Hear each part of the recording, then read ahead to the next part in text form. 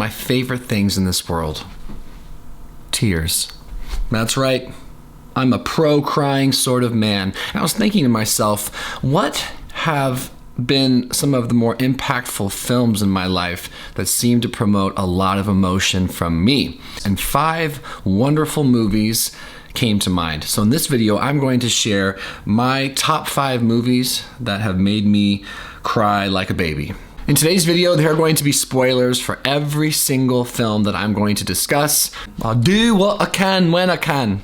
Number 5 on my list, Ghost, featuring Patrick Swayze, Demi Moore, and Whoopi Goldberg. I love this movie. I'm a hopeless romantic at heart. I'm a sucker for nostalgia. And listen, I love P. Swayze.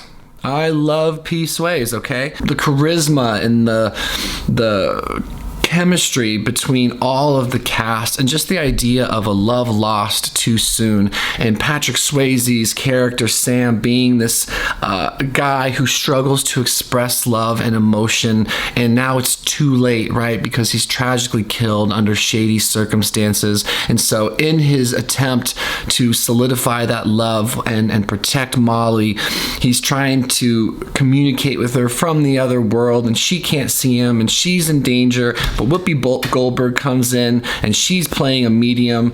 And at the end, right, if you have, spoiler alert, but at the end, obviously they get a chance to touch via the medium of Whoopi Goldberg. He gets a chance to say, "I love you," finally, which he never said. It's so gut-wrenching that they can't be together and they never will. And it's just one of those things that even had me reflecting on my own relationships. And I was just sitting there, just eyes full of tears, just like, oh my God, Patrick! I was just so sad. And Demi Moore is so young and just vulnerable. Her character is just so vulnerable. So this movie definitely made me cry. Tears slowly rolling down the face. It's been, hi girls, one of those sort of movies. Number 4 on my list is a classic. This is almost a cliche, but it's my truth. The Notebook, starring Rachel McAdams and Ryan Gosling. I have a memory of being, I want to say in high school. I could tell that I wanted to cry, or I had something going on inside me. I didn't know how to get it out, and no one was home. And this is also when I still wasn't comfortable admitting that I wanted to cry, needed to cry, or that I loved this movie, which is silly. It's a great movie, but I suppose it was a product of my age. And I went downstairs, I put this movie on with the intention of crying. And I did. Ryan Gosling is great. Rachel McAdams is wonderful. It's another one of those love stories where, fate and the universe and the time period they are in and their social status and circumstance is keeping them apart, but they're clearly meant for each other. The drama, the angst, the sadness, the obvious crescendo of emotion when they come together, but then ultimately what becomes tragic is the present day narrative in the film when one of them, obviously McAdams' character, whose name is escaping me, Allie. Thank you. Allie is losing her mind, either to dementia or Alzheimer's, I'm not sure. But you see the love and devotion from Noah. Maybe that's why I like it. And the love and devotion from him and her not being able to remember him as an older person, as they retell their love story, seeing what they went through to get to a present day where all he wants is another moment to be with her and for her to see him, and the fear and the disillusionment that the Allie is experiencing as an older person. It's just all very tragic. It's all very sad, and it's all very relatable. And I think it's tangible. I think a lot of us know someone who knows someone, and or we specifically are in relationship with people who have struggles with their mind as they get older. So when they get to finally have each other, and then the way the film ends, that they get to die in each other's arms, it's always a recipe for emotion for me. And it's a go-to. I know I can always go back to that film. And if I need to emote, The Notebook will do it for me every time. Plus, Noah's a savage, okay? And I like him. I also had a crush on Rachel McAdams, like I think every boy of my generation did back in the early 2000s. So that doesn't hurt and didn't hurt either. So this next film, I'm going to go ahead and say most people have never seen. It's one of my favorite films of all time. The movie is called Awakenings, and it stars Robin Williams and Robert De Niro. When I found this movie, I was in the very beginning stages of a treatment-resistant depression, one that I have been outspoken about for years on this channel, and I'll continue to talk about in order to advocate for people who have mental health struggles. So I was vulnerable is what I'm trying to say, incredibly vulnerable, incredibly alone. And I was also in a space of thinking my brain had broken and I was never going to return to form. I was never going to be myself again. So this movie, right, stars Robin Williams, the psychiatrist, Robert De Niro, the patient who is catatonic. Robin Williams ends up figuring out in the movie that a certain medication, I believe L-Dopa, when given at high enough doses, was bringing these people out of their catatonic state. And so these people that had been frozen in their own minds for all these years were starting to come out of it. And it's so warm and hopeful, and Robin Williams is so charismatic and funny and polarizing, quite frankly. And this is a different side of Robert De Niro as well. Great dramatic role. So Robert's character starts to come to life. Robin Williams is already one of those guys who just has like tragedy in his eyes when he smiles, you know? And I think the ending of his life kind of validates that part of him. He was like that guy who, no matter even when he smiled, you could see the depth and the weight in his eyes. And he portrays that beautifully in this film. And tragically, and this is what made me just bawl like a baby, the treatment begins to not work. And these patients who had been frozen in their own minds in that catatonic state, who then get a chance to return to form and actually be themselves again and interact and move and feel and touch and engage, start to slip back into a catatonic state once more. And it's heartbreaking. I mean, it's absolutely heartbreaking. And I think when I saw it in particular, I was just I was grasping at straws. And I remember thinking, like, that's me. My brain's broken. I'm never going to be okay. And it made me cry so hard. So hard. But it also was relieving because I was in desperate need to purge the energy.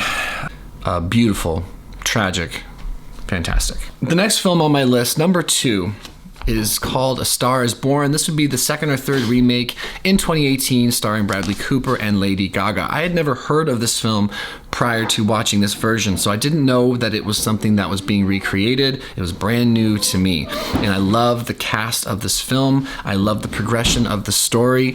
And I very much enjoyed, particularly at the time, kind of seeing alcoholism as it was portrayed in this film. So I was fairly vulnerable with that. I wasn't yet in a space where I was certain or confident as to where I stood with myself, with my relationship with substance.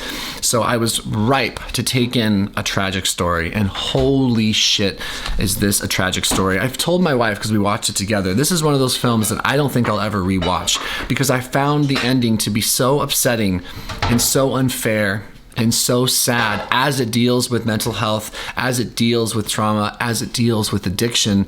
It's unapologetically tragic. Having been someone who's experienced a tremendous amount of despair in the realm of addiction, while never to such a level as the characters displayed, but the emotions and the sadness and the insecurities, yes.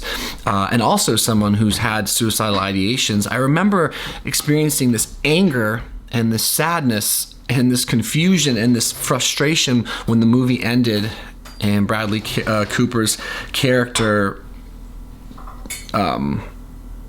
takes his own life, because he didn't have to. I remember thinking, like, if he just paused, if he had just had help, if he had just been clear and detoxed long enough, if he had support, right, if he had had a different life, maybe it didn't have to end that way. And it just broke my heart. I remember it finishing and just crying and crying. I was sitting next to my wife. This has happened twice in our entire relationship that I can recall, where she was almost a little taken back by how much of an emotional reaction I was having, where she kind of rubbed my back and she was kind of surprised. Like, I think she felt sad for me because it impacted me so deeply.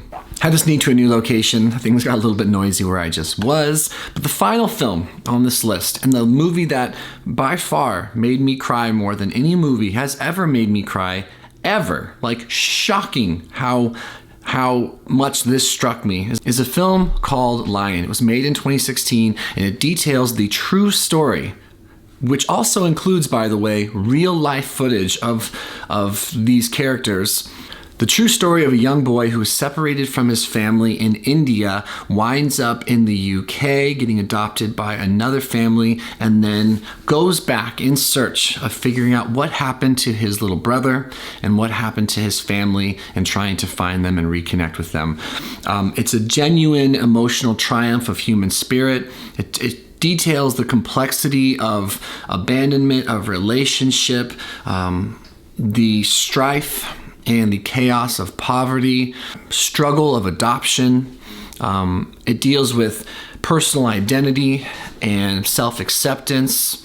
It's a really beautiful story, and it's incredibly uplifting and warm, but also just very tragic, right? It's very, very tragic what happened to this kid, the journey he had to go on emotionally and then ultimately physically to reunite and to find closure in this area in his life. When he finally found his family, or at least those of which whom were still with us, and you see the video, the film footage is beautiful, but then you see the real life footage after, and the unthinkable visceral reaction that this kid has meeting his family for the first time after losing them when he was very little, and dealing with this big scary world alone for so long. It's just too much. It was too much for me. I saw it and I couldn't handle it. I couldn't seem to handle it. It was so beautiful and so heartwarming. But my empathy, which apparently runs fairly high, was just, for this person, was so unthinkably high that I lost it. I lost it. The film ended and I just cried and cried. You know what I've wondered? Sometimes I wonder, and this is one of the beautiful things about film, I think, and video media in general, is that movies can bring out repressed things inside of me. Like, if I'm in the right space, the right movie, the right story, the right character, the right acting, the right directing, whatever. Filmmaking, storytelling in that way, when it hits me the right way at the right time, can bring out a lot of stuff that I wonder if I struggle to talk about, or at least historically.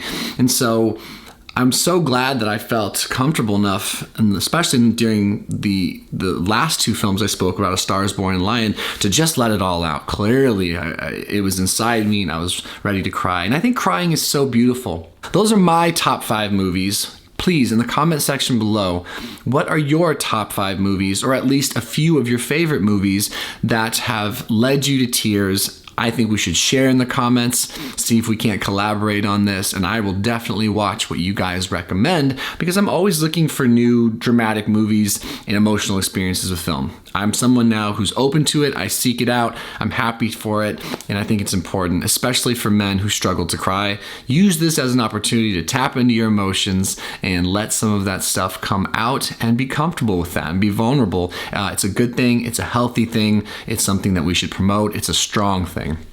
So that's my video, trying to knock out 30 videos in 30 days. I appreciate you guys. I hope you're enjoying the content, and we'll see you guys in the next video. Adios.